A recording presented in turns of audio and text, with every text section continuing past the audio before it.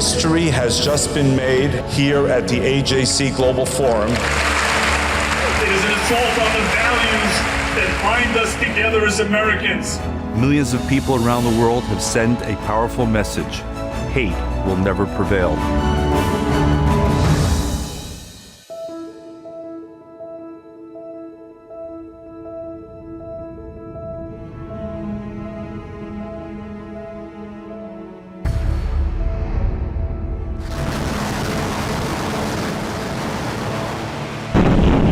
The war in Ukraine has begun.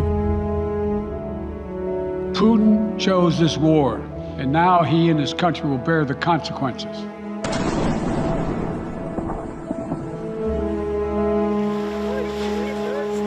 This is the most dangerous moment for Europe in a generation.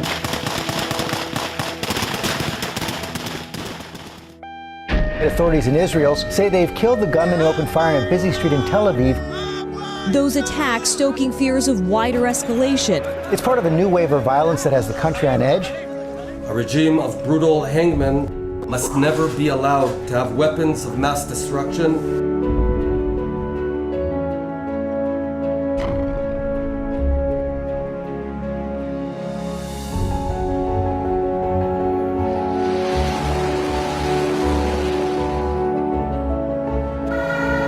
Across Europe, anti-Semitic attacks have been rising for years.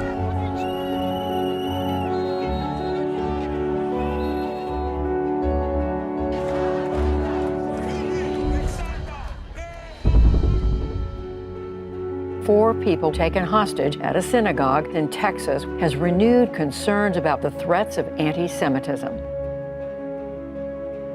Unfortunately, we are seeing more and more of these incidents. There were neo-Nazis waving flags in Florida. There were synagogues defaced in Chicago. Here in Washington, D.C., there are Nazi swastikas on Union Station. American Jews do think anti-Semitism is a problem. In fact, 9 in 10 do. And 82% said that anti-Semitism has increased in the last 5 years. America is a nation divided politically and socially. The Great Divide in American politics shows no sign of closing. What might be done to lower the temperature just a bit?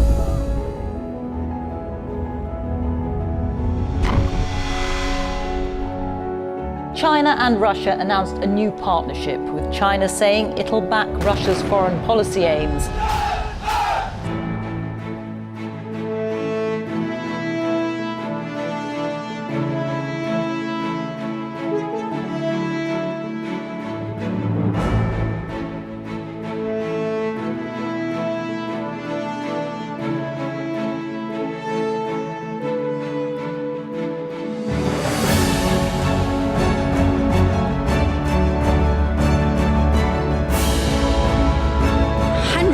Of Ukrainian refugees now being welcomed into Israel as a place of refuge. We are here, the entire AJC team, welcoming the new 141 immigrants that came from Ukraine. We're very proud to take part in this amazing humanitarian initiative.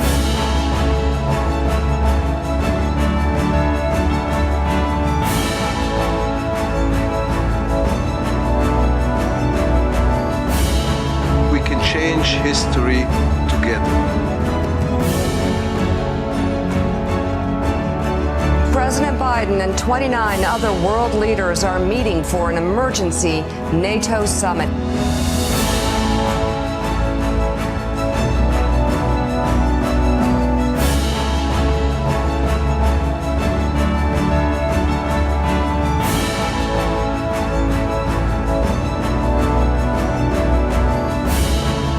Welcome to AJC Global Forum. We need AJC now more than ever.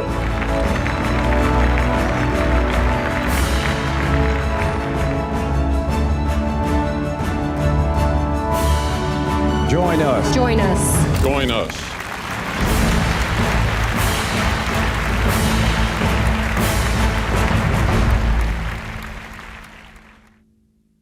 Please welcome AJC President Harriet P. Schleifer. Welcome to AJC Global Forum 2022. It's hard to believe that it's been 3 years since we last gathered together in person in Washington, D.C. To say so much has happened would be an understatement. The world as we know it has dramatically changed due to COVID-19, and the challenges before us here, at home, and on the world stage are profound. Which is why it's so special to see all of us here today, happily reuniting and eagerly recommitting to the critical advocacy work of AJC's global agenda. We're joined by AJC advocates from scores of countries around the world and from our 24 regional offices across the United States who connect the local to the global every day. This is a global forum like no other. We're gathered in New York at the historic and beautiful Congregation Emanu-El of the city of New York. The ties between AJC and Temple Emanu-El are deep and historic, and we're so honored to be here. We come together during a seminal moment in the life of AJC, and as the world is reeling from too many crises. Over the course of the next 48 hours, we'll dive into the conversations of greatest importance to the global Jewish community, learn from leading experts, advocate with foreign diplomats, hear from AJC's incoming CEO, and pay tribute to AJC CEO David Harris, our visionary leader who has dedicated his life to advancing Jewish interests worldwide.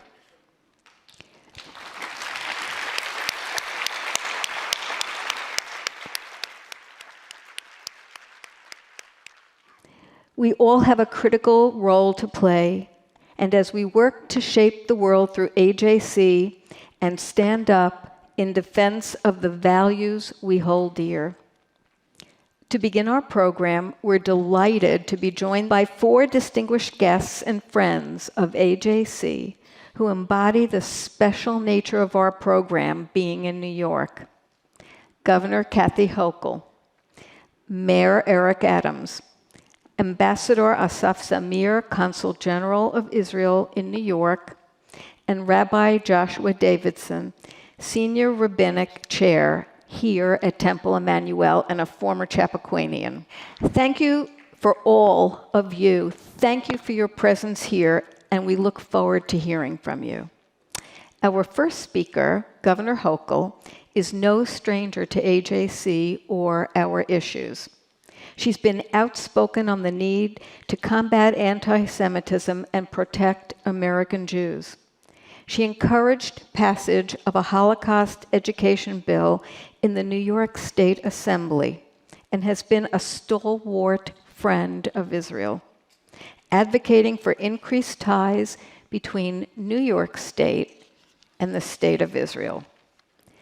Last month, our 3 New York-based regional offices, AJC New York, Long Island, and Westchester Fairfield, briefed over 40 legislators in Albany on AJC's state of anti-Semitism in America, and met with members of the governor's policy and education teams to discuss anti-Semitism and Holocaust education.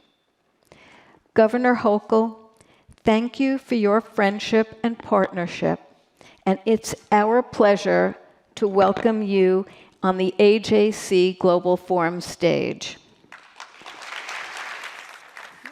Good afternoon, and thank you, Harriet, for your leadership. Our paths have crossed many times, and I know the depth of your passion for the work of AJC. I also do want to acknowledge the extraordinary years of service, literally 3 decades of David Harris, who is so caring and so understanding of the challenges that we still face, and his legacy will be remembered for many, many years to come. Very proud to have my friend, the Consul General of Israel here. We've met many times. Consul General Ambassador Zamir, I want to thank you for meeting me in my office, meeting me at the Celebrate Israel Parade, and literally every week I feel like we're connecting. But that's important because you're such an important part of our connection to Israel. And of course, our host here, Senior Rabbi of Temple Emanu-El, Rabbi Joshua Davidson, thank you very much. And I know you'll be hearing from many speakers. I had a chance to take a look at your agenda. It's ambitious, it's bold, it's sort of like what we like to do here in the state of New York. Think very big and have people tell you it can't be done, and then you do it. And I'm putting the weight of responsibility on your shoulders this evening to help us in government break through where we've not been successful before, to help understand how we can partner even more closely to not just espouse, but actually act upon our shared values, our understanding of the unique relationship between Israel and the state of New York, something of which we're very proud, but also how we stem the specter of hate and its rise in our society today. So I put that on you. At the end of 48 hours, I'm going to get a phone call from somebody who's going to say, we figured it out, because I'm looking for that very much. But, you think about a world free of hate. It sounds ambitious. But if we don't talk about that as the reality we want, not just for our children, but also our grandchildren, I say that as a brand new grandmother, so I'm now worried about the next generation. But where else should those conversations occur than right here in New York State, the largest Jewish population outside of Israel? We are so proud of this. This is part of our identity. It's part of our diversity. It's part of what just makes us so downright fascinating. And we have to make sure that people here are safe, though. And I will submit that the Jewish experience in this country is not what people had hoped it would be by the time we reach 2022. That saddens me, but it also challenges me as the governor of the state of New York, responsible for the safety of the greatest number of people, Jewish people from around the world. They concentrate here in the state of New York, and I have a moral responsibility to protect them. And that is something I take so seriously. Jews have been part of our history since the 1600s, vibrant part of our identity. And as I marched in the parade just a couple weeks ago and honored the 74th proud years of Israel's fascinating story, a story that gives hope to so many, I had a chance to reflect on what it really meant. But I didn't have to think very long, because all I had to do was look out along the streets that were jam-packed with people waving the flag, celebrating their identity and saying, yes, this is the place we want to continue to thrive. And I reinforced some of our values. And one of them, one of my very first acts as governor, I've only been a governor about 9 months. It's all right. It's great. It's an interesting. But I came out and made a very clear statement in the infancy of my administration. I said BDS is wrong. I said that it is a targeted attack, that aims to punish and cause economic harm to Israel. So I very quickly, and I had a lot of other things on my plate as well, but I knew this was important. It was an important statement.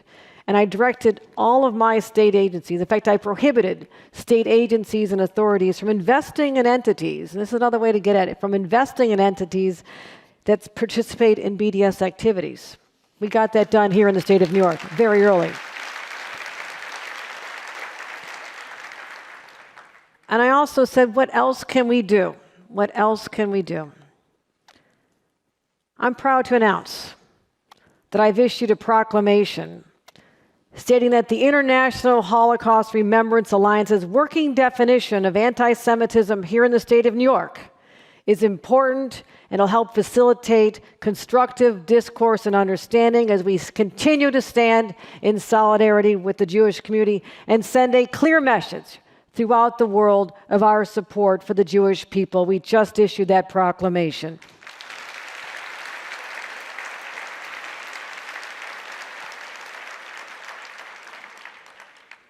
It's hard to have to focus on the negative, but you have to call out a problem before you can solve it. And to know that there have been over 660 incidences of anti-Semitism in 2021 alone, and they're still on the rise. As a human being, it hurts because I have always said an attack on one is an attack on all of us, and there are 20 million of us. So attacking one individual, you're picking a fight with 20 million New Yorkers. Do you really want to do that? Well, those who do will find there are consequences. There are consequences. And that is what we have to continue to do. I also want to say, to increase awareness and understanding of discrimination and contemporary style of discrimination. And I mention this because I had the fascinating opportunity to speak to 10 women, all about the ages of 75 to about 95. What they shared in common is that they're all Holocaust survivors. And I sat down with them and we talked. And they told me their different stories about having their childhood robbed from them, that they grew up very different people because they didn't know innocence and love at an early age. But they also demonstrated and taught me the power of resilience and the testament to the human spirit that these women still gathered all these decades later to have that sense of camaraderie. And I said, we're going to continue funding programs to help these individuals because it also was heartbreaking to learn that 40% of the Holocaust survivors living in this city were living in poverty. I said that is a disgrace. But one thing that I heard from one of them, the women, she says she's frightened because she's starting to see the signs today in our society of what she knew about as a child living in Europe before Hitler committed his crimes against humanity. And I said, we need to pay attention to this.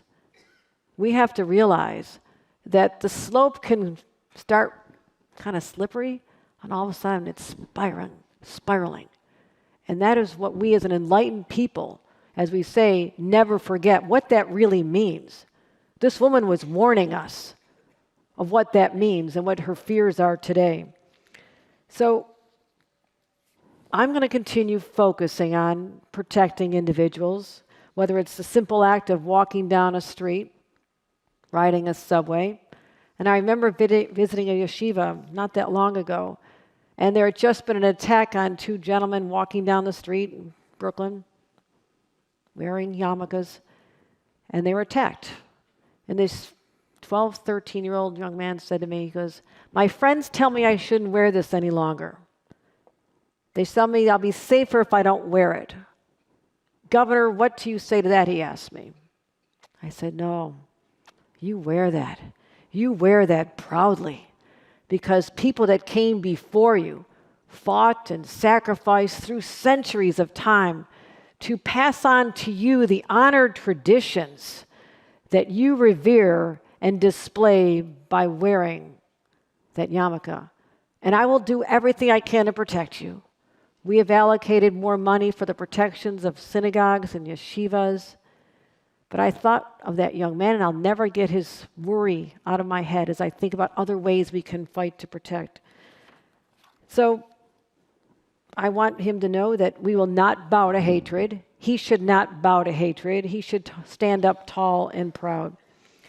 I also think about a verse from the Ethics of the Fathers that says, it is not your duty to finish the work, but neither are you at liberty to neglect it. People in positions of power and elective office, from governors down to local, and in Washington for sure, you cannot neglect it. And so I talk about my responsibility, holding people accountable, supporting victims of these despicable acts, as I mentioned, investing money. But the pain comes from two sources. We know this. White supremacy, yes, it is flourishing on social media. I come out of very humble beginnings as an Irish Catholic in Buffalo, New York, grandchild of very impoverished immigrants who came here like all of your families, ancestors, in search of that American dream. And that dream in my fair city, 10 minutes from where I live, was shattered when an 18-year-old who could legally get his hand on an AR-15 living in rural New York was so radicalized by the messages that he could stream into his home every single day, especially during COVID. There wasn't much else going on. And he became radicalized, became a disciple of this hate speech. And he determined that he believed in the replacement theory, which we heard chanted in the streets of Charlottesville. He acted upon that against members of the African American community. He said he was going to find the blackest community he could find, the highest black population within a drive of his home. He had to drive over 3 hours to Buffalo to commit that atrocity. My question is, how do social media platforms allow this to continue? I'm a lawyer. I know about the federal law that protects them, gives them immunity. But isn't enough enough? Isn't it time we stand up and say no more? How much longer do we have to say it's okay to spread hatred and anti-Semitism and white supremacy on social media networks so people can literally emulate and rewrite manifestos that are written, as happened in this case as he parroted the language from the Christ King massacre a number of years ago? In places like Tree of Life Synagogue, I gathered with so many people in the aftermath and the one-year anniversary to talk about the excruciating pain we felt as a people. So vulnerable. There's nothing worse than feeling vulnerable. And there are also people in communities here in New York, not necessarily radicalized in the views of white supremacy, but other communities also need to continue to stand up and call it out. And I believe it comes into education. I believe in Holocaust education because there are people out there still denying to this day, as crazy as that sounds. You know this. We can all go to places and learn the culture and the history, but what about the children in communities where their parents aren't taking them to those places? How are they supposed to learn the true story? That's what those of us in government have a responsibility to do as well. That is my commitment. But on the white supremacy side and the domestic terrorism, we're doing what we can. But I'm asking you for answers before you leave here. Let me pose one question. None of this is in the beautiful notes my staff wrote. I don't really follow a script at all. If you're governor of the state of New York, what would you do? What would you do? Bring me your best ideas. Tell me what we need to do here in the state of New York so the Jewish community knows that they should be able to thrive and be successful and welcome others without fear, because fear is paralyzing. And I have no tolerance for anyone who creates fear in another person. And I was taught in my social justice Catholic household, what you do for the least of my brothers, you do unto me. And that's how I conduct my life as a public servant. That's how I know all of you who care enough to be here today. You're not doing this for yourselves, you're doing it for the next generation. That's the beauty of the Jewish community. It's always about education and those who come afterward. I admire that. I wish other communities thought the same way and had that sense of responsibility to the future as you do. But bring me your answers. Tell me what you think we should be doing, what we're missing as we try to change the world, because that's what this is all about, isn't it? Changing the world and making it a better place when we leave it than when we found it. Thank you, AJC, for your commitment to this cause. I am there with you. Thank you.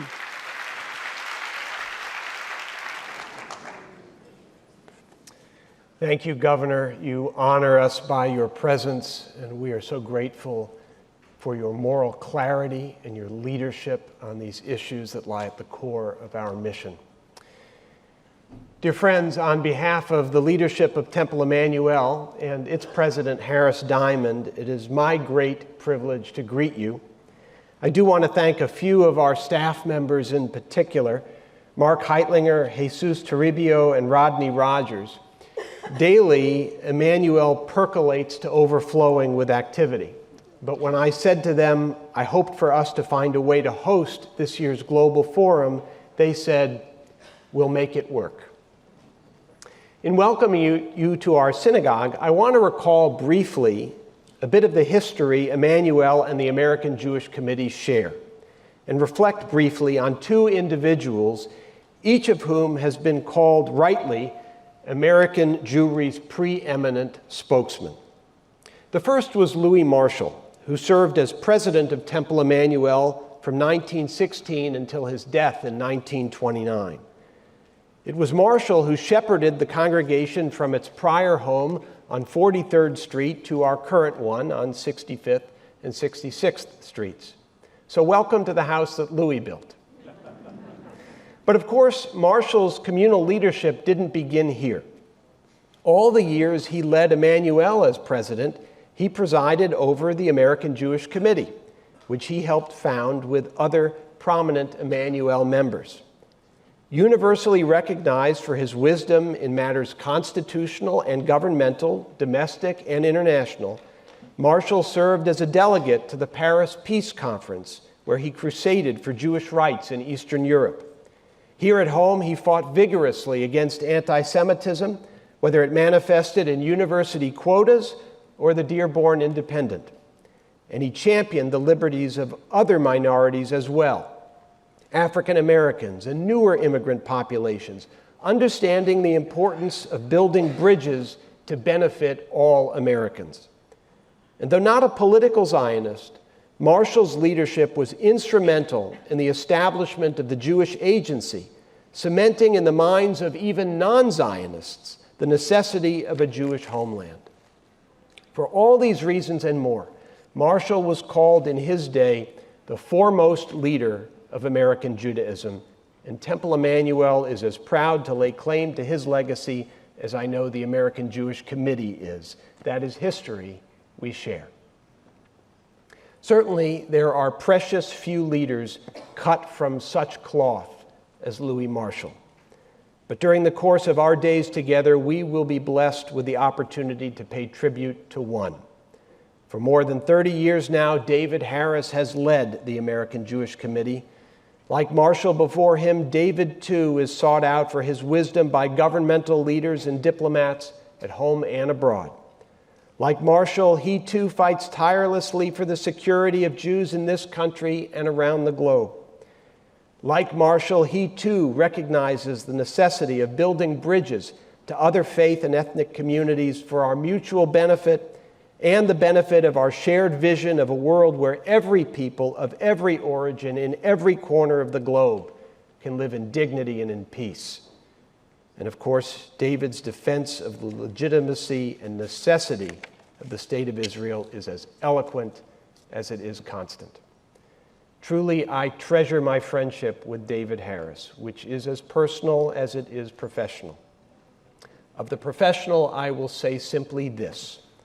When we as American rabbis need our compass tuned, David has been our true north.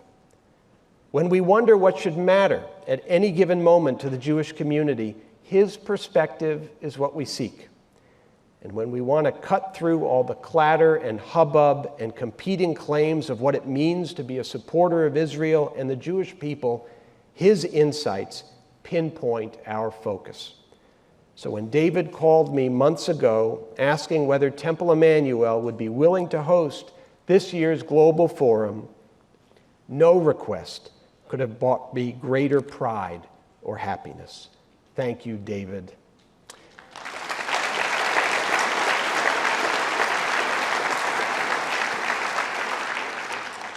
And again, to you all, my warmest welcome.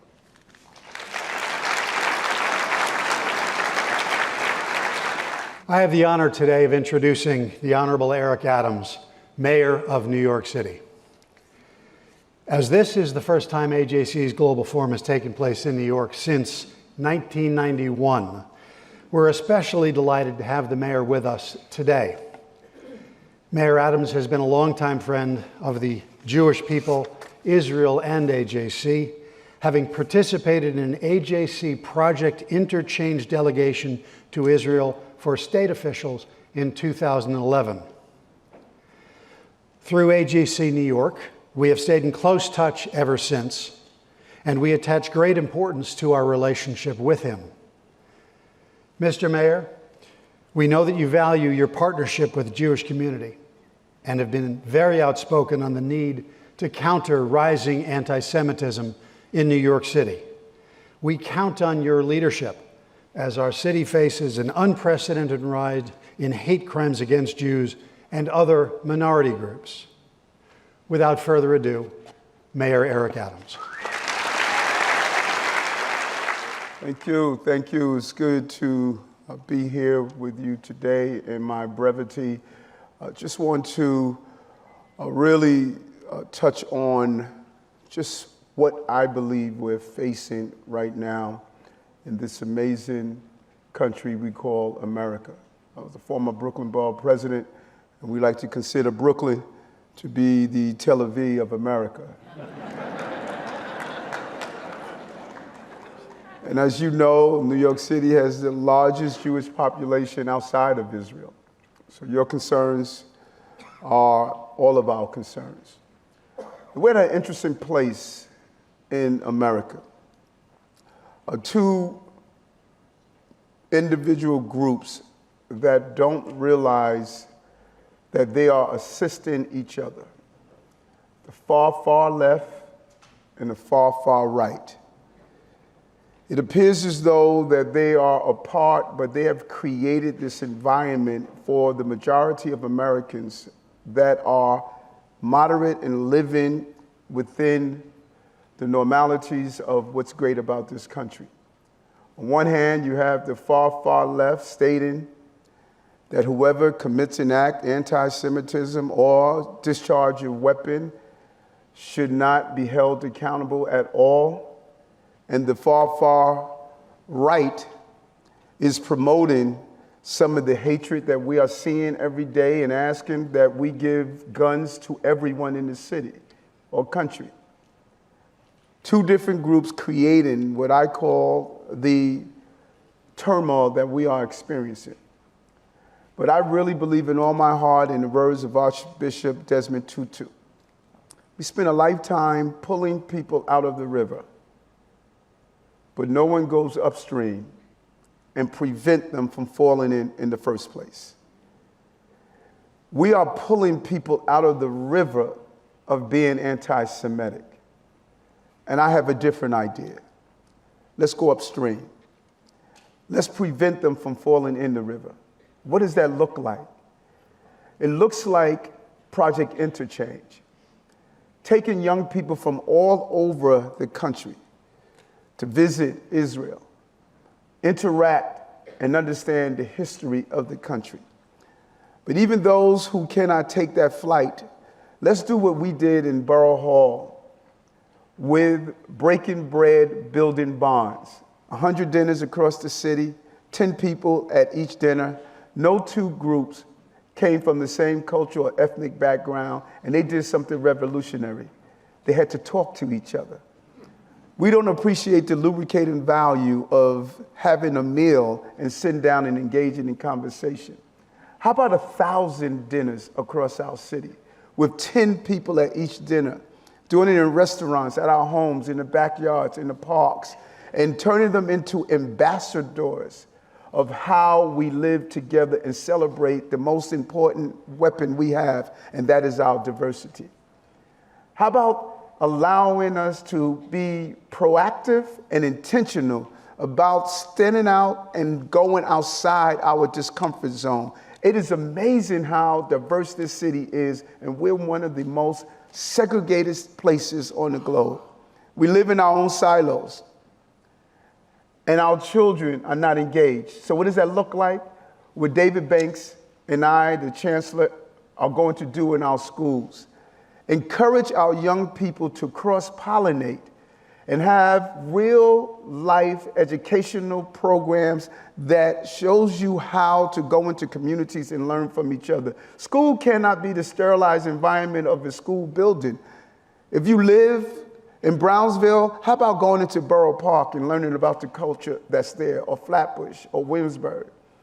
If you live in the South Bronx, how about going into Sunset Park and learning from our very rich Latino community?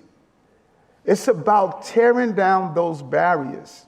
By the time someone draws a swastika, by the time someone attacks someone because of how they're dressed, or where a synagogue is located, or destroy a statue in a Catholic church, or go and disregard a Buddhist temple, by the time that violence happens, we already failed. We're already pulling them out of the river. And I say, let's take our city upstream. And if we do it right in New York, it would cascade throughout this entire country.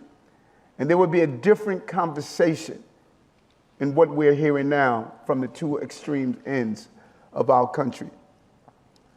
That's what I believe. And I'm going to fortify that as the mayor. Yes, we're going to do the law enforcement part. That's a downstream, what we have to do. We're going to make sure those who carry out hate crimes are arrested. We're going to ask the district attorneys and the prosecutors to have a no plea bargaining agreement for those who carry out hate crimes. Yes, we look at the numbers and notice that we're having a decrease in some areas, but a decrease is not enough. We must not alleviate hate, we must eradicate hate. That's the focus that we're going to have. And so my promise to you, as the mayor of this amazing city, spent 22 years of my life wearing a bulletproof vest, standing on street corners, protecting the children and families of this city. I'm going to continue to do that. And as I depart, I have one ask of you. Let's support our police. Let's support our police.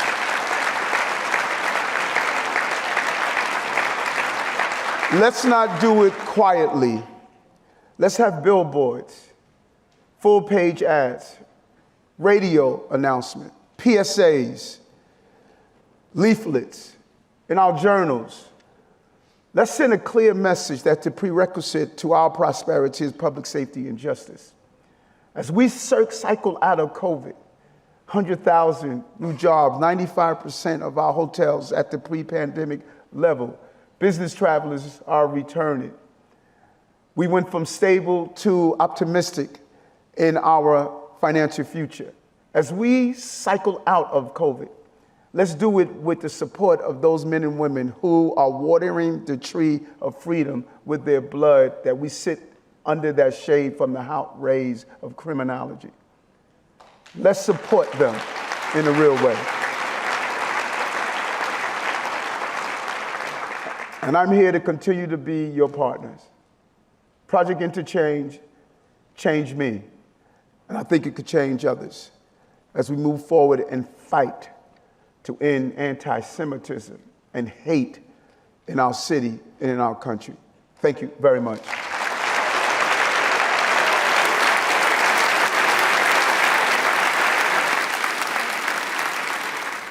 Good evening, everyone.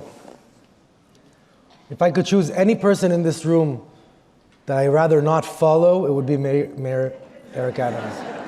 It happens every time. I've asked a number of times to put someone less charismatic between us, and it's very hard. So wish me luck. I'm very, very excited to be here, and I'm very honored that in my first year as Consul General, the AJC holds this global forum here in New York City, giving me the opportunity to address you all. I just came from New Jersey, where I greeted about 40 18-year-old Americans that chose to make Aliyah this year to Israel. And they deserve it. They deserve it. A few months after the beginning of my posting, I called my predecessors. and I told them that I inherited a much harder New York and America in regards to the relationship between the United States and Israel, and regarding the relationship between Israelis and American Jewry. I grew up in Florida in the 80s, and I remember Israel was a consensus. I also remember virtually all Jews felt Israel was equally theirs. I was saddened to encounter the reality of today. I was shocked to see the number of anti-Semitic incidents in this city and state. They've quadrupled in the last year. And growing up, I remember anti-Semitism from the far, far fringe right as something we lived with, and everyone called it for what it was. But there's a new form, and it doesn't exist only in the right, it exists in the left as well. And it's normalized, and it's much smarter, and it's much harder to advocate against. But I meet these 18-year-old children, young adults, that go to college on campuses, that wear Stars of David or a yarmulke, that have family in Israel, and that are being told today for the first time that if they believe in the eternal right of the Jewish people to set their home in Israel, they're racist. That's what they're told. They're told if they want to be part of a group that advocates for certain values, they have to leave parts of their Jewish identity at the door. All of their Israeli connection at the door. And if this younger generation is to be the next generation or the future of the backbone of the relationship between Israel and the United States, the future activists and lobbyists and philanthropists and organizers, this group doesn't grow up with a strong sense of belief in the core values and the shared interest that American Jewry and Israelis have, and that the United States and that Israel have, we are going to be in a big problem. Now, coming from Israel, we don't understand America that well. We don't understand American Jewry that well, and we don't have such a thing as organized Jewish life. Our organized Jewish life is the state. We organize, our Ministry of Foreign Affairs is a ministry. It's not AJC. So we don't have organizations built to the extent that you do, and it amazes me what fine, amazing, important, contributing work these organizations do. And I wish, and this maybe will be my future role, I wish everyone in Israel understood the importance of the contribution American Jewry has to the stability of Israel. And I wish all Jews in the future will feel that Israel is equally theirs, and that they'll share the same belief of the importance of its existence. And I know that all the people in this room dedicate a very, very large part of their lives to make that happen. So it's an honor for me to be here to say thank you in the name of Israel to all of you. Especially, I want to thank David Harris. After 32 years of service and a role model for all of us, I want to thank Harriet Schleifer, that has led this organization for the last few years. I want to congratulate Ted Deutsch and wish him luck. You're going to need it. You have a lot of work. It's not becoming easier at all. At all.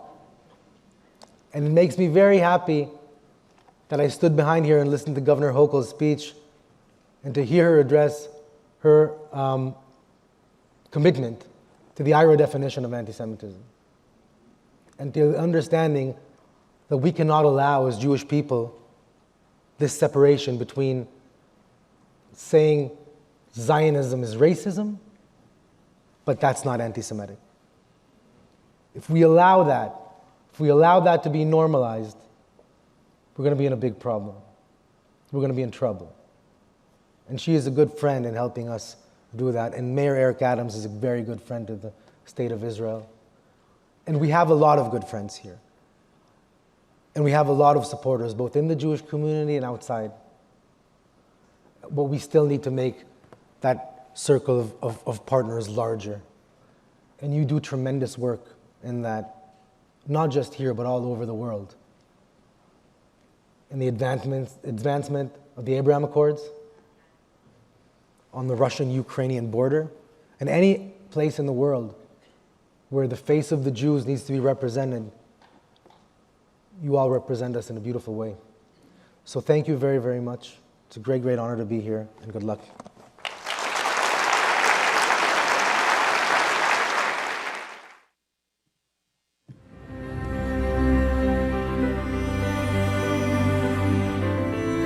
That's what it was all about, Ukrainian independence, an end to Kremlin control and communist ways. The United States also recognizes the independence of Ukraine. We will move quickly to establish diplomatic relations and build new ties to them.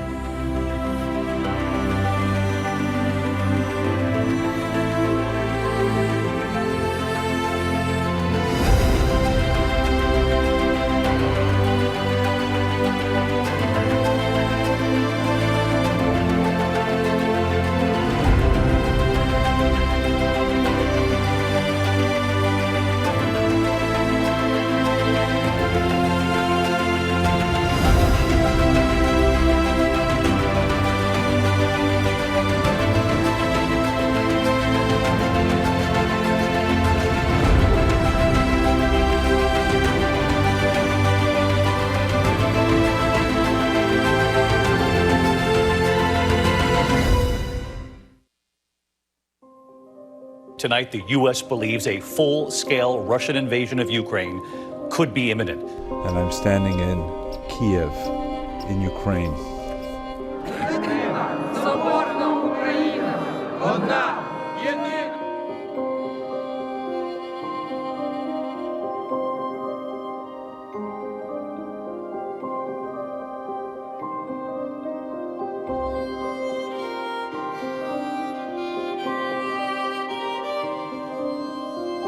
Hello, I'm in Kiev, Ukraine. Behind me is a house that was hit by one of the Russian missiles a couple of days ago. I still can't imagine that this isn't all a nightmare.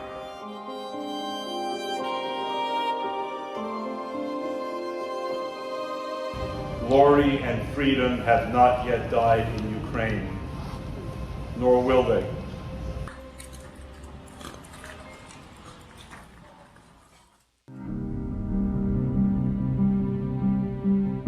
AJC, as you have rightly mentioned, has established the Stand With Ukraine Fund, and so far we've raised $1.7 million. Wow.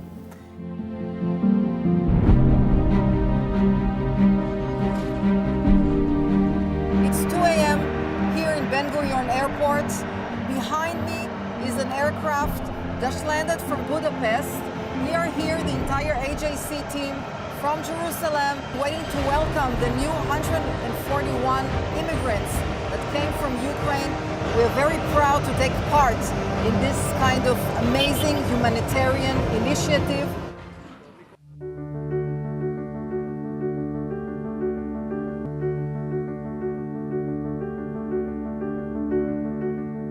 I'm standing in a place called Dorohusk.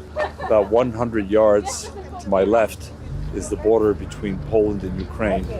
To try and capture the emotion here is almost impossible. These are people who are largely stunned. One moment they were living in their homes in Ukraine, and the next moment they're here in Poland, beginning an uncertain new life. This is what Russia has done in the year 2022. As you can see behind me, they're collecting clothing, blankets, diapers, food, water, children's toys, This site is completely run by volunteers. These are Polish citizens. They've been here day and night volunteering, receiving refugees, and making sure everyone has what they need. It's a huge movement of people of goodwill who want to help those who are running from a country run over by an invader. Thank you, Polish people, for telling all of us, showing all of us what it means to understand that we are all created in God's image.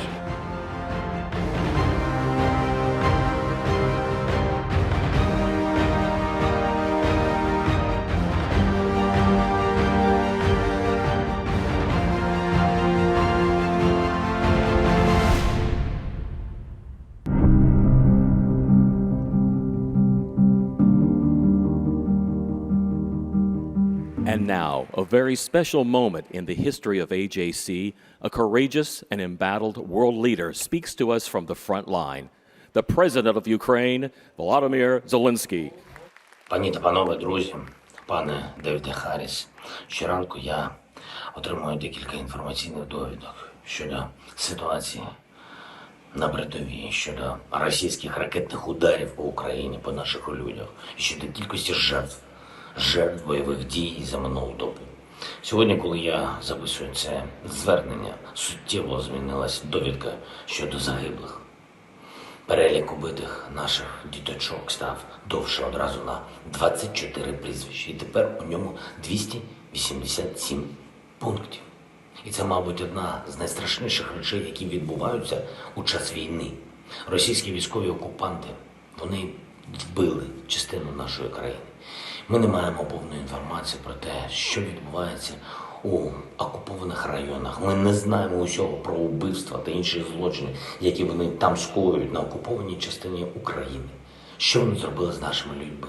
Ми не знаємо, скільки тіл окупанти закопали у братніх могилах або залишили в руїнах розбитих міст. Але поступово ми дізнаємося про це. І саме так список убитих дітей став довшим одразу на 24 пункти.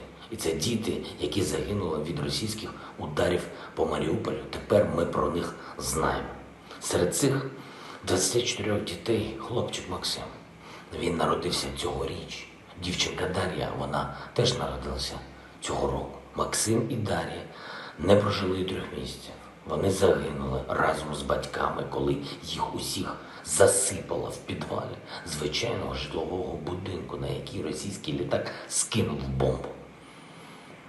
Скажіть мені, чому це відбувається у 22-му році? Це ж не 1940-ві роки.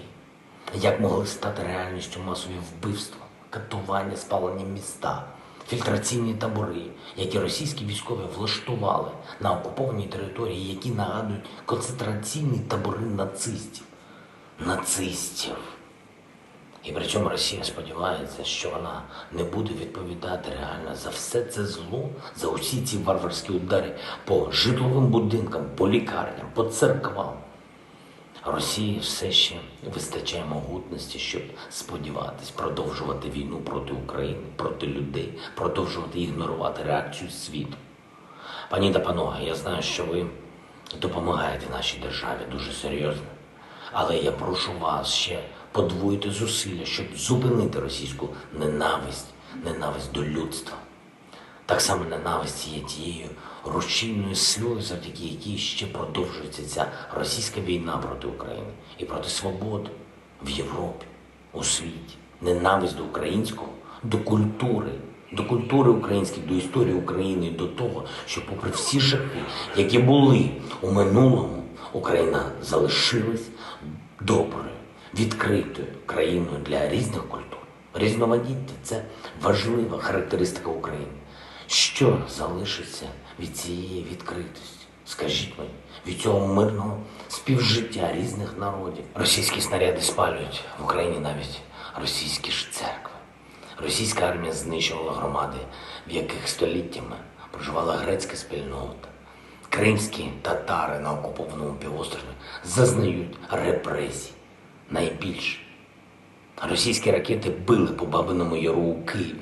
Російська артилерія пошкодила минору у Дробицькому Яру, поблизу Харкова. Відверто антисемітські висловлювання міністра закордонних справ Росії спричинили скандал світового рівня. Цього мало. Але зараз дійсно не 1940-ві, тому захищаєте необхідність посилення санкцій проти Росії. Це вам по силах, допомагайте нам прискорити постачання зброї для України, щоб ми могли звільнити окуповані райони. Нам потрібна потужна наступальна зброя, без якої війна лише затягується і жертви збільшуються. Я знаю, що ваша допомога вже суттєва, але ви можете використати ще більше свого впливу, бо ми зараз маємо історичну можливість захистити нашу спільну свободу, нашу спільну безпеку, наше спільне культурне різноманіття від найбільшої хвилі ненависті з усіх, які загрожували світу останніми десятиліттями.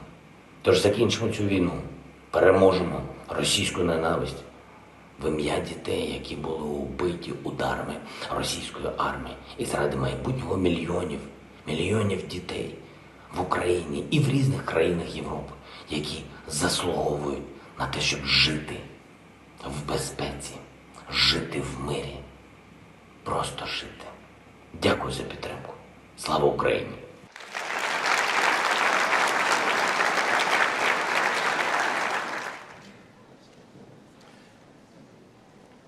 President Zelensky's last words, those last two words, what were they?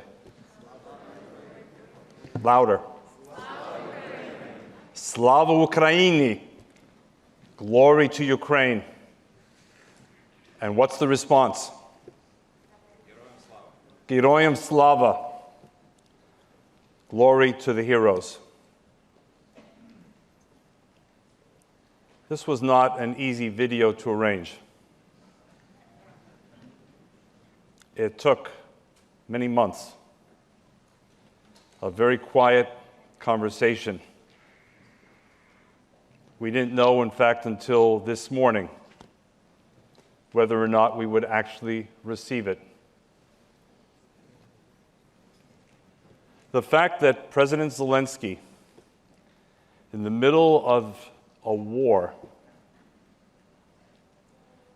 took the time between urgent phone calls with President Biden and Chancellor Scholz and President Macron and Secretary General Guterres and so many others, urging weapons, urging pressure on Russia, that he took the time to prepare this video for us, AJC, says a lot.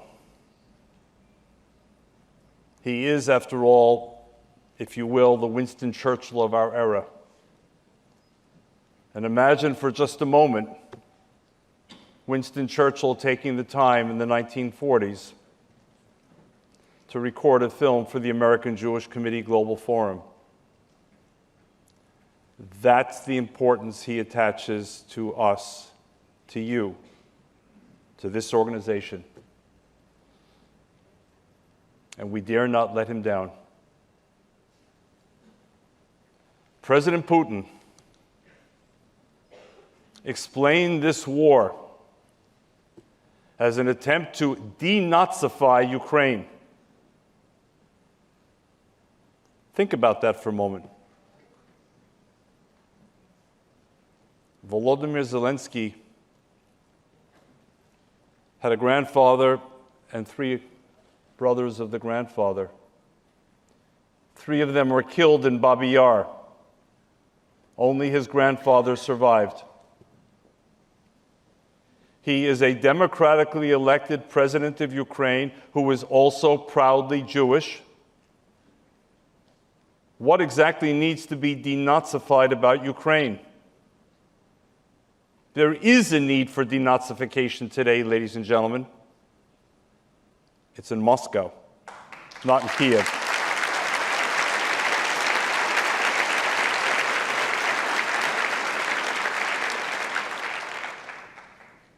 It was Moscow that engaged in what? A blitzkrieg? It was Moscow that illegally, brazenly, recklessly, barbarically invaded a sovereign country. It was Moscow that violated solemn agreements, including the 1994 Budapest Memorandum, which guaranteed Ukrainian sovereignty and territorial integrity in exchange for relinquishing the world's third largest nuclear arsenal. It was Moscow that unleashed barbaric war crimes against innocent civilians, including the children the president spoke about. And it was Moscow that has driven millions of people away from Ukraine, including those that we have seen in Poland, not to mention the other frontline states. It's Moscow that needs denazification.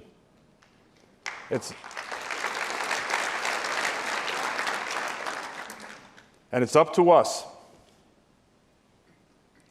And why is it up to us? Not only because we were the first Jewish organization going back to 1991, the only Jewish organization to stand with Ukraine in the rebirth of its independence. Not only because in 2014, we were the only Jewish organization in the world to call on President Obama to provide weapons to Ukraine at a time when the White House was unwilling to do so, but also because today, the stakes for the future of our world hang in the balance in the outcome of this conflict.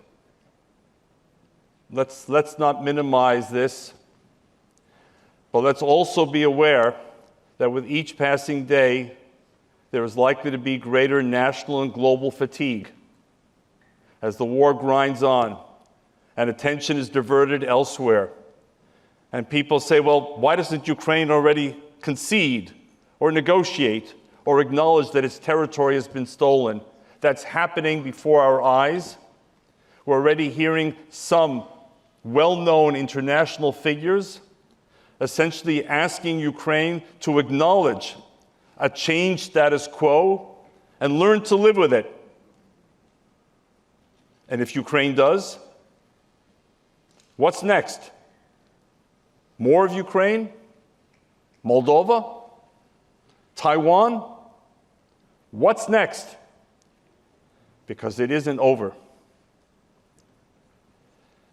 And one of the key links that we have had to Ukraine from 1991 forward has been the rebirth of its remarkable Jewish community.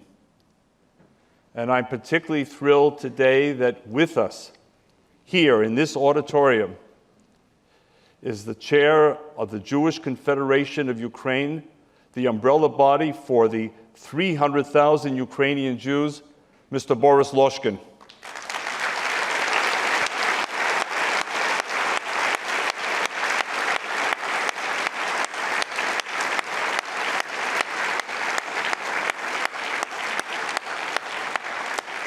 And we have other members of the Jewish community of Ukraine with us.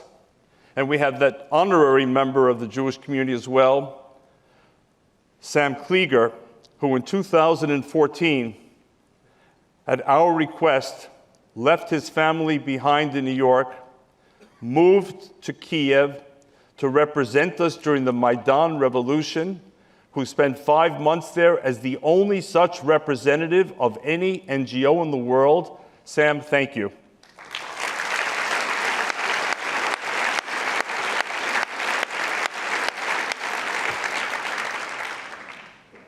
So there's no better way to conclude than for all of us, if I could ask you to stand. And together, what are we going to say?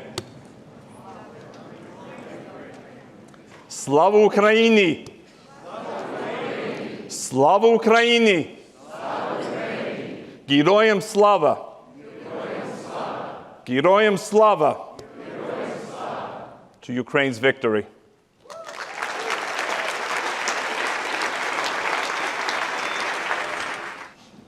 Anti-Semitism is often called the world's oldest hatred. It has been a fact of life for so many generations of Jews. But after the Holocaust, the establishment of the State of Israel, and Jews flourishing in places like the United States, it seemed that anti-Semitism had truly been pushed to the fringes. For decades, it felt like we had won. But now it seems that every week, sometimes every day, there is news of another act of vandalism, a Jewish person harassed or beaten, another institution turning a blind eye to Jew hatred, and the far right, the extreme left, religious radicals, and others continue to demonstrate the many forms of anti-Semitism that are permeating society. And Jews are worried. AJC's own research bears this out. Last year, nearly 1/3 of Jewish survey respondents told AJC they either refrained from wearing items that would identify them as Jewish, avoided attending Jewish events or places, or hesitated when posting content online that might reveal their views on Jewish issues. What a profoundly sad and frightening trend. But as is so often the case in Jewish history, there are those who are standing up, speaking out, and fighting back. Today we'll hear from inspiring Jewish leaders from across the country who refuse to stay silent. To kick us off, I am especially delighted to introduce Natalie Kahn, a student at Harvard University. Last month, Natalie did something extraordinarily brave at Harvard. She stood up for Israel and against anti-Semitism. I know you'll be inspired by her story. We will then be joined by Jacob Kornbluh, Senior Political Reporter for The Forward, April Powers, Managing Director for DEI Strategy for First Impression RX, and Andrew Rehfeld, President of Hebrew Union College, Jewish Institute of Religion, who will discuss their firsthand experiences with anti-Semitism in the United States. Without further ado, please join me in welcoming Natalie Kahn.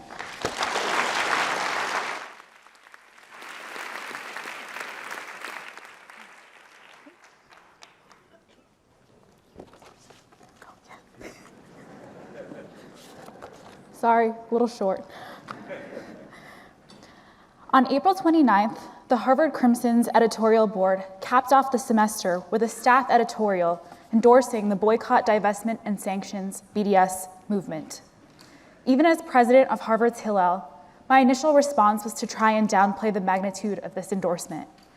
After all, as an associate news editor for the Crimson, I know the editorial board is only a small group of students on campus, and one that's not necessarily representative of the student body as a whole. I felt the best solution was to not make too big a deal of it. But in the hours and days that followed, I received dozens of messages about how everyone was up in arms, everyone was so upset, how alumni were mobilizing to write a letter. What can we do to stop them? How can Harvard allow this to happen? Harvard University should condemn the Crimson, were all messages that I received. As a news editor, I can almost never write editorials, but the many messages and the perception that everyone affiliated with the Crimson, myself included, was endorsing BDS, led me to seek special permission to respond with my own editorial, which I titled, "I am a Crimson editor and I stand with Israel." After my response was published, I received countless media inquiries. The Forward, the Times of Israel, Jerusalem Post, Fox News, Washington Post, and Al Jazeera would all go on to reference the Crimson's editorial board's endorsement, whether through news coverage of their own or their own editorials. And many of these outlets reached out to me about my response. Even Omar Barghouti, co-founder of BDS movement, felt compelled to respond to my piece, calling me out in a letter published in the Crimson on Thursday for, quote, whitewashing Israel's apartheid regime, end quote. Harvard students are generally given a lot of attention. They love the spotlight, you know. And they love when people view them as arbiters of right and wrong. The talking point often goes, if he said it and he went to Harvard, it must be so.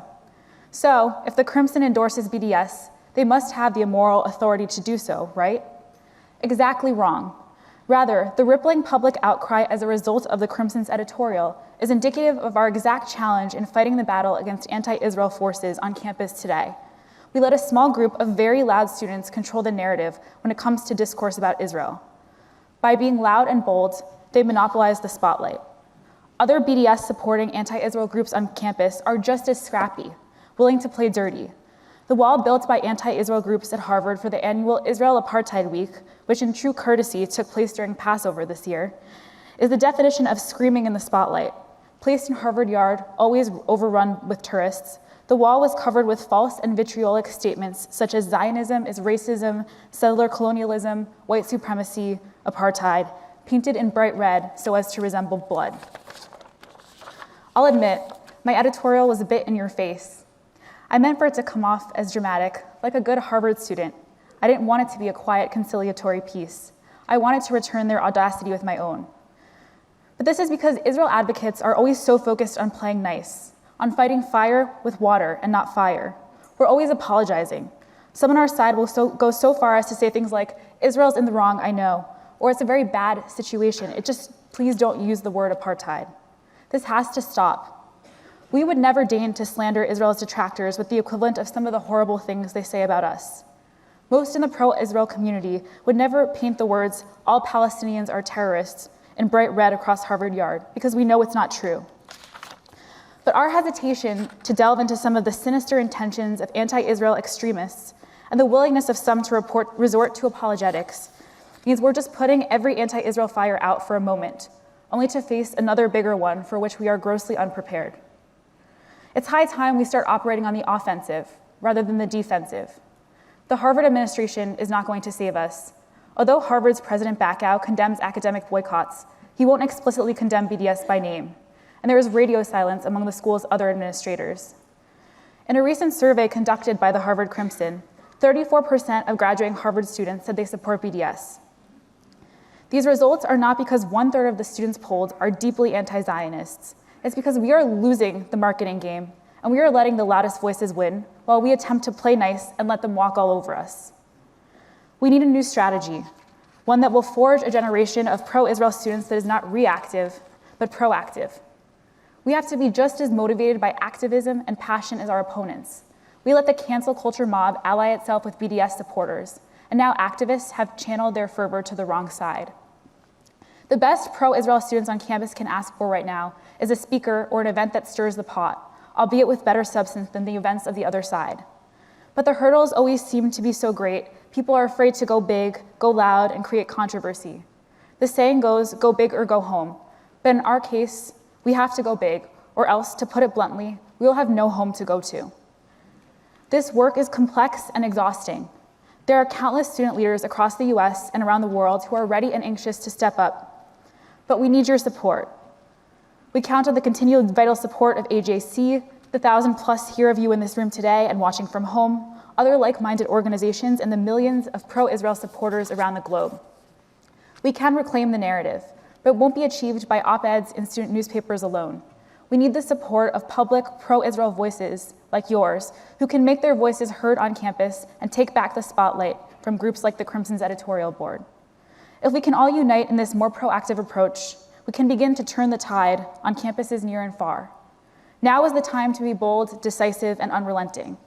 This is imperative if we want to help the next generation better understand Israel and internalize the central place of Israel in the heart of the Jewish people.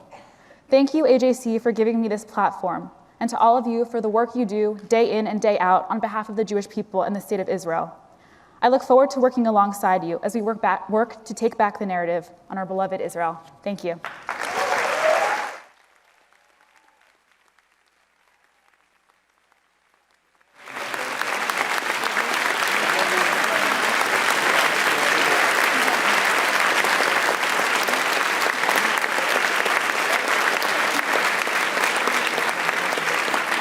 One in 4 American Jews, 24%, report that they have been the target of anti-Semitism over the past 12 months. I showed up at my synagogue, and there was a guy with like swastikas and KKK and SS on his jacket. I was walking into Mr. Broadway, and then someone bumped into me and said like, effing Jew. I'm called a f***ing Jew. F***ing Jew doesn't have a place here. A Snapchat video showed a girl who was walking down the hallway, and the person behind the camera asked her, "What are we gonna do to Israel?" And she said, "We're gonna bomb Israel, you Jewish pieces of shit." Especially in the LGBT community, there's so many people who want to demonize my existence for being a Jew, for being in support of Israel, and it wears on you because this is the antithesis of what it means to be progressive. On the one hand, it makes me angry and scared. And on the other hand, it makes me just want to get out there and be a loud, proud Jew.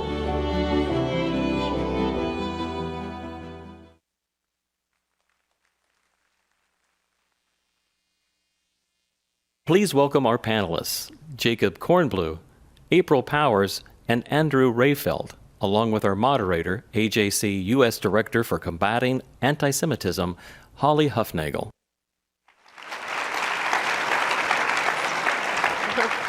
Here, I'll take her. We don't have much time, so I'll just dive right in.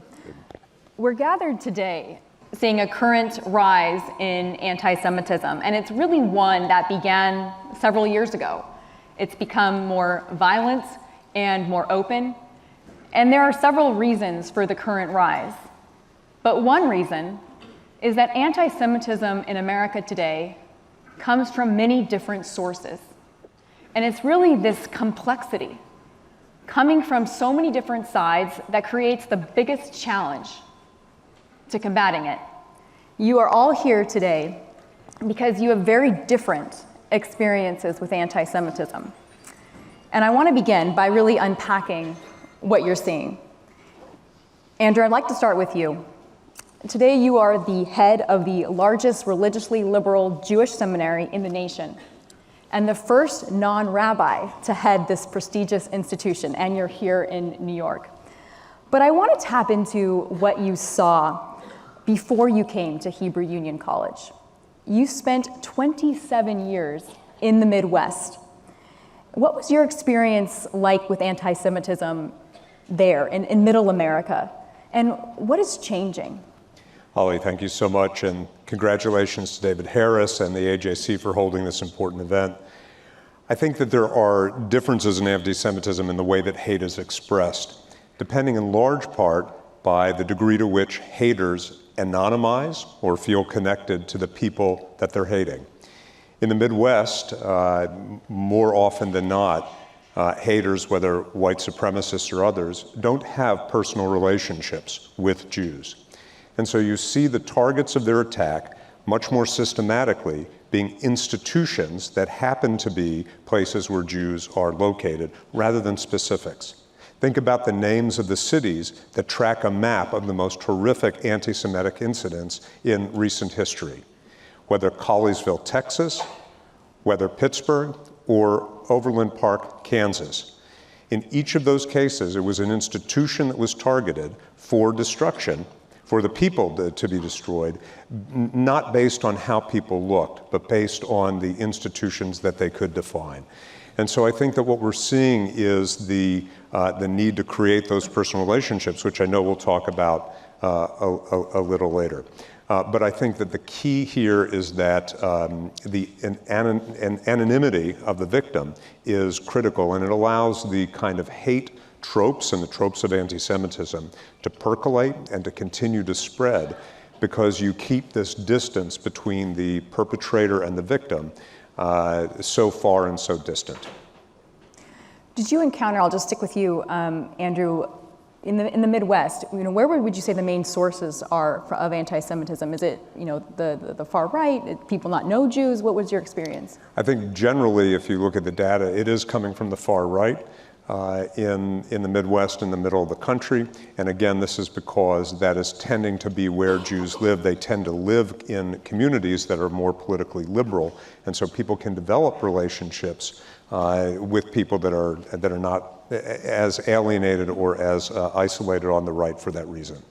And in St. Louis, did you meet people that didn't know Jews at all? It was ironic. I was the CEO of the Jewish Federation for 7 years. One of your national governors, Bob Newmark, I just want to shout out, is now the chairman of the Jewish Federation of St. Louis.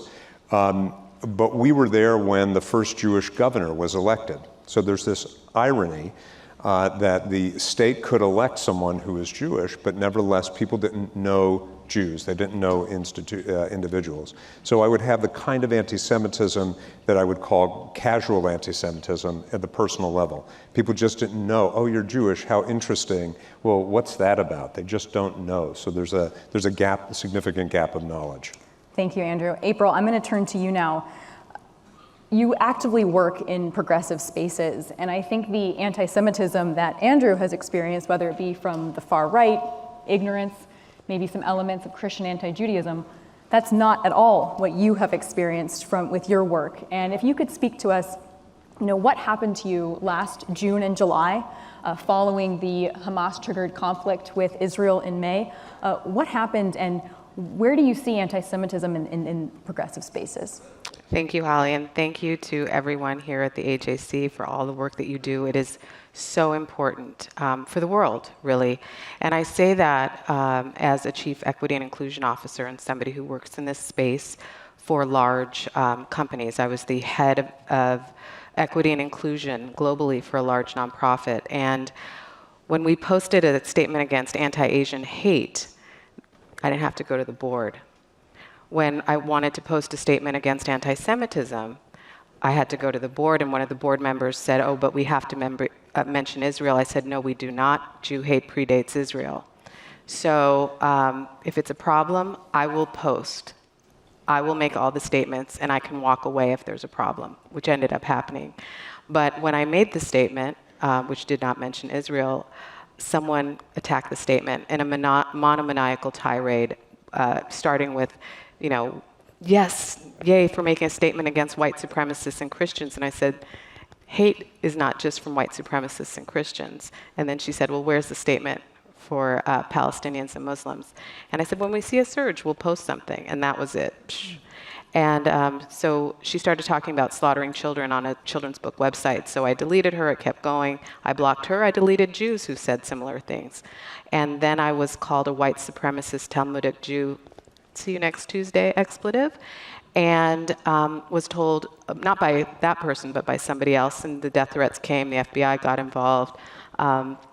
She posted hashtag Free Palestine, and then it was on, right? Everybody came for me. We need a bat signal, so somebody needs to invent that one. And so for me, I was told, because she went through all my social media posts and found me speaking to an Israeli group saying I was pro-Israel and that I loved India as well, coincidentally, and that I should not be doing the work that I do. And it struck me. I'm like, maybe I shouldn't be here, right? I gained 20 pounds. I checked out. I stopped doing the work that I do. And then I'm back. I'm back because we have to, yeah. I still have 15 to go, but I have clothes to fit into, guys. So it's important for you to know that in progressive spaces, we're being asked to leave, and we are leaving in record numbers because, and we'll talk about that later, but we can't leave. We cannot.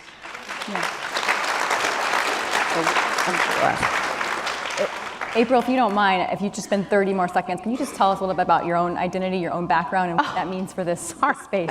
Being called a white supremacist Jew, Talmudic Jew, as a black Jew, who speaks fluent Spanish, who's lived in South America and Israel. Most of my family is, either Latinx. My grandparents don't have a single white great-grandchild. And we have LGBTQ+, disabled neuroatypicality in my family, which is why I do the work that I do. I am 100% black. I'm 100% Jewish. And my mom is in the audience, fifth row center. And so I made Newsweek 3 times. I was asked to be on The View. This was a big news cycle. It made international news, and I did receive a lot of wonderful support from my Jewish community, so I want to thank you for that. But yeah, being called a white supremacist for that reason was surprising. Sorry. Thank you, April.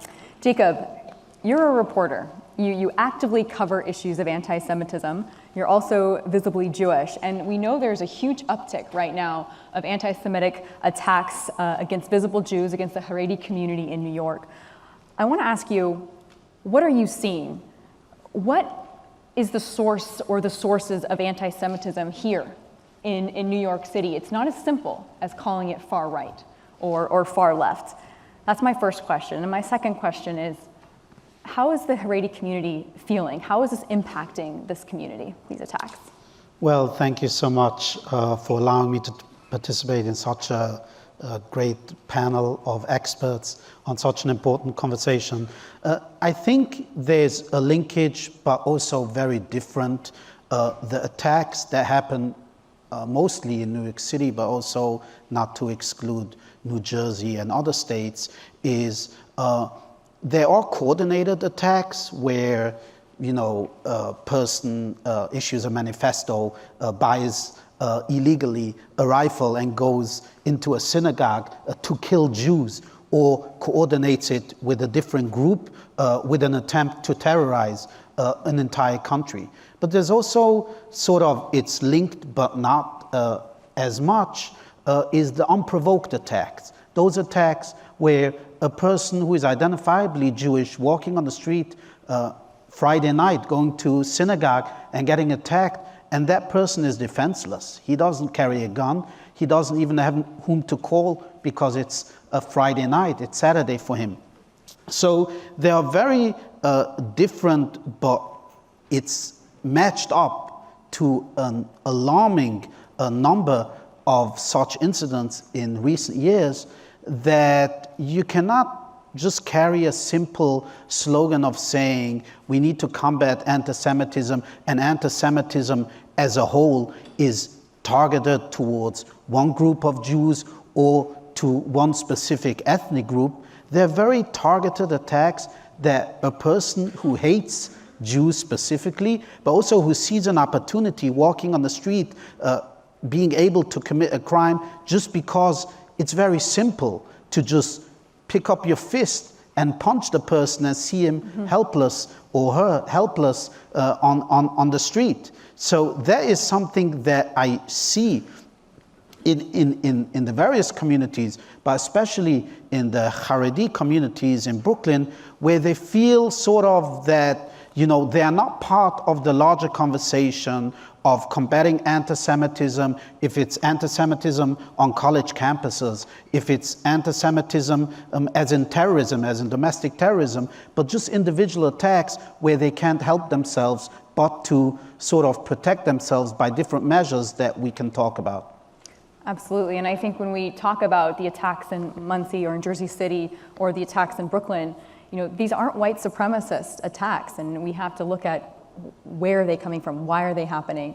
And I want to transition here because I think it's so much easier to talk about the problem, the challenge, and all of your different stories reveal different sources of anti-Semitism. It's actually much more difficult to talk about what's actually working, where do we need to go, what prescriptions do we have that is going to actually move the needle to combat each of these sources distinctively.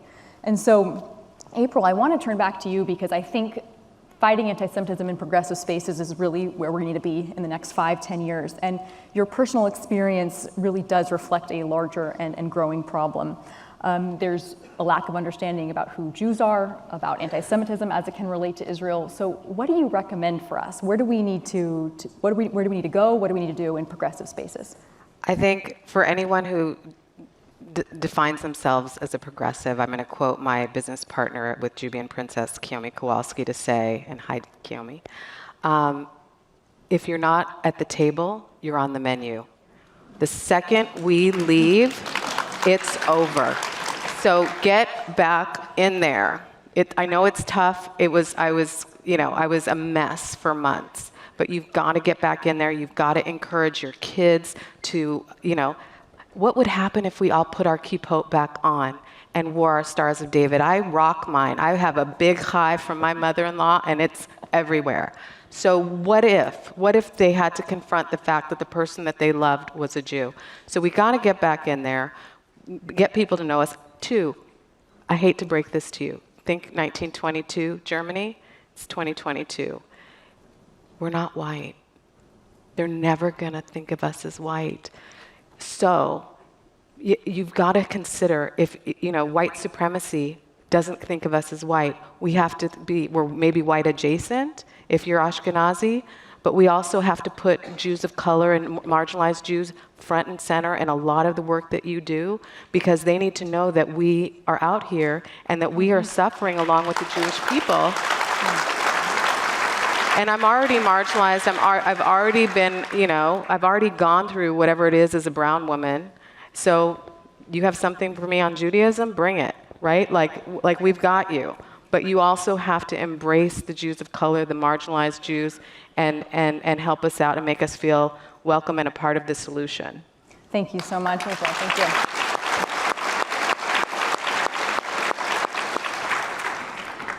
Jacob, I want to turn to you for solutions from your vantage point. To date, we haven't seen violence, consistent violence coming at all from the progressive community, but the Hasidic community is facing that consistent violence. And it's coupled with a challenge that we have right now in America. We do studies, Americans don't really know who Jews are, and they also distinguish between non-visible Jews and visible Jews, the Hasidic community, as different entities. So my question for you is, what can be done specifically to counter the anti-Semitism that's being directed toward the visibly Jewish community? And then second, how can we work better together within the Jewish community to fight anti-Semitism? Well, the second question is part of the answer. I would say it's a combination of four. The first, the mayor and the governor spoke about it. It's enforcement. If it's adding additional policing, security measures, outside institutions, monitoring social media, that's all part of the enforcement. The second is prosecution. If you arrest an individual who's committed a crime, charge them with a hate crime and make sure that they're not let out on bail, or that they actually get, the statistic shows, according to the NYPD, that a large percent of those who are arrested never got charged with a hate crime. The third is education. We need to educate ourselves, obviously the various communities, but also the American public, if it's various faith and ethnic communities, about each other's traditions, about each other's practices. So we know there could be a Jew just wearing a yarmulke and still be considered an observant Jew. You don't need to wear a garb or a Magen David to be considered a Jew. But I think the second question, which is the fourth part, is bridge building. AJC has been doing great work between Black and Jewish communities, but it's also within the Jewish communities. I speak regularly to Reform, Conservative, and Orthodox leaders. And I ask them, why don't we see Orthodox leaders visit Reform synagogues and temples, and Reform leaders visit Orthodox shuls and yeshivas? Let's have a conversation together about this, how we address this issue, but also we can agree on so much of this, these four things that I spoke about. We can agree that you can be progressive but still want security measures for Jewish institutions. You can be progressive but still want a person of hate to be charged with crime. You can be on the far right or Republican but still want to learn about another community, about others. And I think together, if we know that we are all in this together, we are all facing from different points, but we're all facing the same level of hate from these groups, then we can work together. We can really build that bridge, that we can sort of combat that and actually see a brighter future for all of us. Absolutely. Thank you. Thank you, Jacob. Now, Andrew, in the closing minutes, I want to turn back to you. What should we do in spaces where there aren't many Jews to tackle these challenges? We know from our studies that people who know Jews, they're more likely to know what anti-Semitism is, know that it's rising, know that we need to combat it. So what do we do in spaces where people don't know Jews, where there might be attitudinal or conspiratorial anti-Semitism? And then if you could take what you learned in the Midwest and what you're learning now in New York, are there shared recommendations from these two distinct types of anti-Semitism that you can offer us? Thank you, Holly. And since he invoked the reform movement, I just have to say absolutely to Jacob that we need to build those bridges. And I so appreciate your leadership on that and saying that. I'm committed to doing it, and just that's our future. So the lessons from the Midwest, I think, are not a whole lot different than for the East. But what we learned in St. Louis and what we do in the Midwest is do the work that AJC has been doing all along. And that is, number one, creating connections between Jewish leadership and civic leadership. trips to Israel, trips to Washington, trips to our federations and our communities. These build personal relationships with those in the halls of power, in legislatures, in the governor's office, Republican, Democrat, Independent, it doesn't matter. Number two, building interfaith relationships so that religious Christians and Muslims can understand what it means to be Jewish, what it means to be a minority, understand that Jews are not different than them. We are all in the image of God.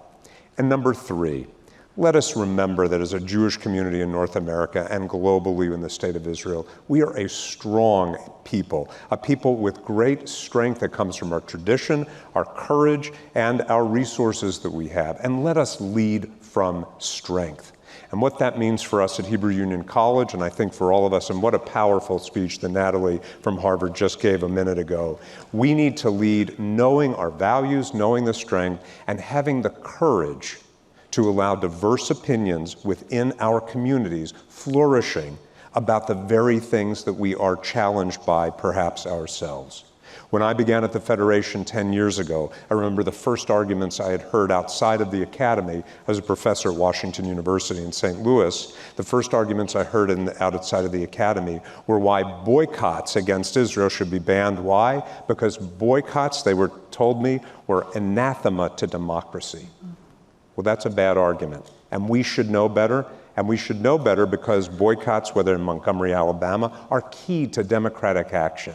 So we need to ask the more sophisticated argument, why is BDS anti-Semitic? And I believe it is, and we fought against it. And the work, again, I want to just praise David Harris and the AJC in leading this. We need to have broader shoulders, wider hallways for conversations, and not alienate our very people, our young people, that want those conversations. Again, I believe we can do it by leading from strength.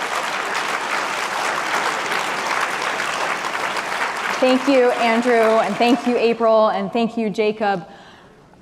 Anti-Semitism is not going to completely go away, but we can push it to the fringes of the society where it belongs, where it's socially unacceptable. And I want to thank you for your honesty, your vulnerability even, your poignant reflections, and your powerful prescriptions of how we can go forward. Thank you, everyone. Thank you.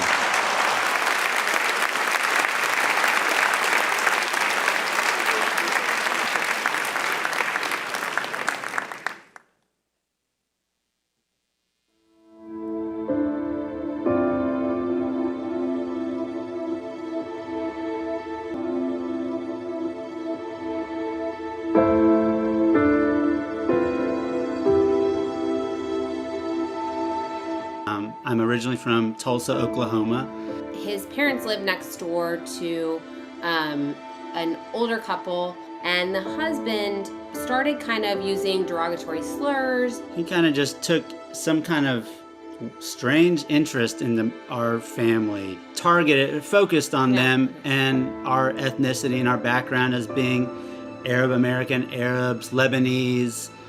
Dirty Arabs and filthy Lebanese are just some of the insults Vernon Majors allegedly called his neighbors. My brother-in-law was shot and killed by the neighbor on my in-law's front porch. His name is Khalid Jabara. But last year, a lone white gunman walked into 3 Atlanta Asian-owned or operated spas here in Atlanta, killing 8 people. And 6 of those 8 people were Asian women. And I remember hearing the news that night, being devastated, but not knowing at the time that one of those women was my beloved mother. Experienced devastation, disbelief, and overwhelming sense of grief and anger that my mother was taken away in such a violent and brutal way. It's a beautiful day in the city of Buffalo, warm, sunny. Children were out riding their bicycles. I was at the first T-ball game for my great niece and great nephew when I got a call from the police commissioner that there had been a shooting in the city of Buffalo. 13 people had been shot, that 10 were deceased, and that another 3 were injured. We know that this individual, from a manifesto that they wrote, they hated black people, they hated Jewish people, they hated immigrants. So this person was filled with hate for many different types of people.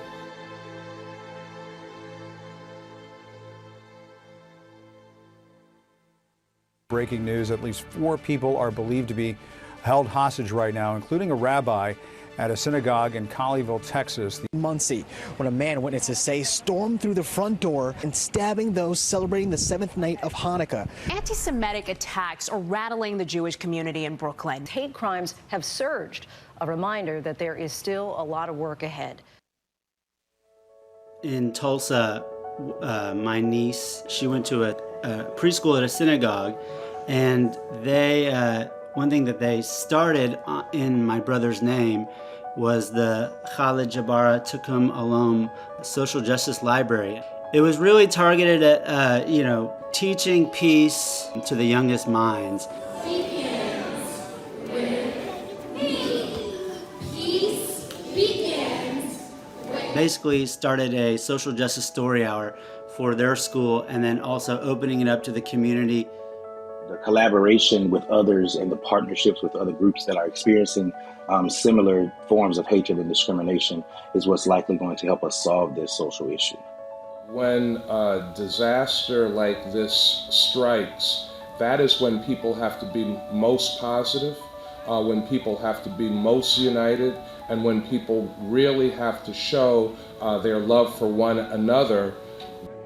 And we have to come together to realize that this is our fight together, and that we'll only win against this as we work together to use our resources, our network, and share our combined experience.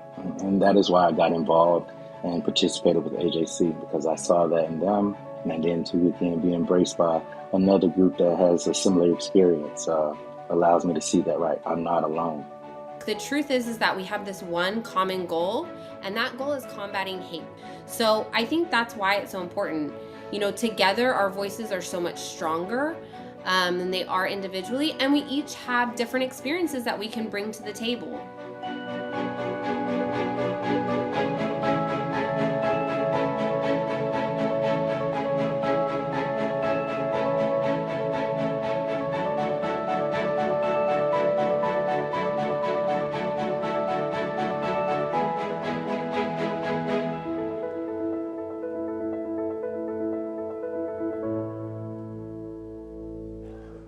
Thank you, Mayor Byron Brown, Rami and Jenna Jabara, and Robert Peterson for allowing us to stand in solidarity with you in memory of Robert's mother, Yang E.U., Rami and Jenna's brother, Khalid Jabara, and the 10 Buffalo victims who perished.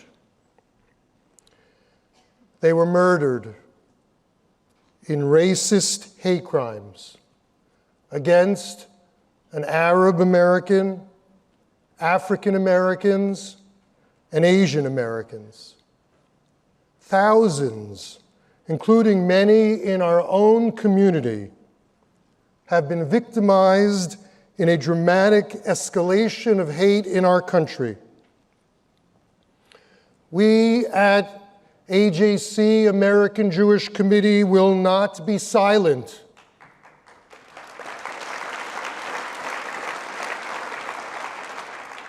Or passive when our fellow human beings are victimized because of the color of their skin or their religious, ethnic, or gender identities, all created, as we just heard, B'Tselem Elohim, in the image of God.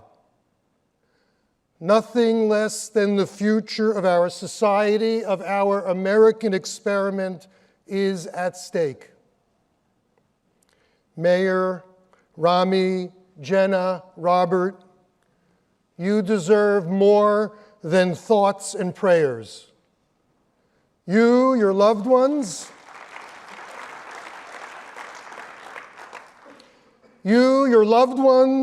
others who have suffered unspeakable loss, future potential victims, all of us need not just thoughts and prayers, we need action and policies.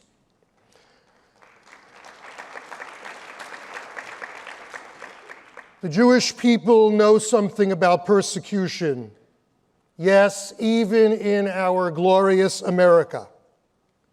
We understand well the price of passivity and silence, and we have seen much success in working with partner communities to advocate for change that will protect all of us. Therefore, today and every day, we are doubling down on our commitment to those efforts. Today and every day, we are standing together against hatred.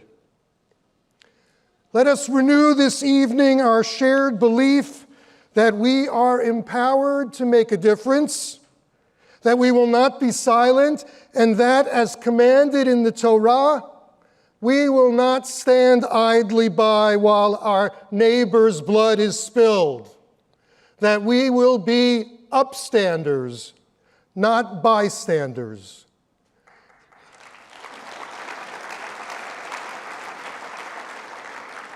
That we shall overcome someday, that we will live in peace someday.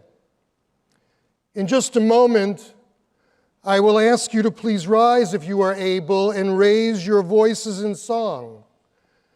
And if you are willing, I hope you will also join hands, reaching across to one another. You know how to do that.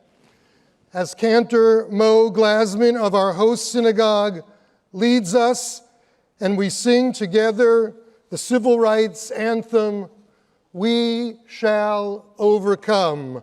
Please rise. We shall overcome. We shall overcome.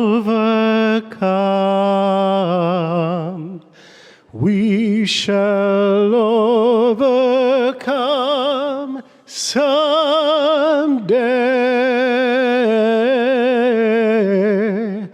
Oh, deep in my heart, I do believe we shall overcome someday. We shall live in peace. We shall live in peace. We shall live in peace someday.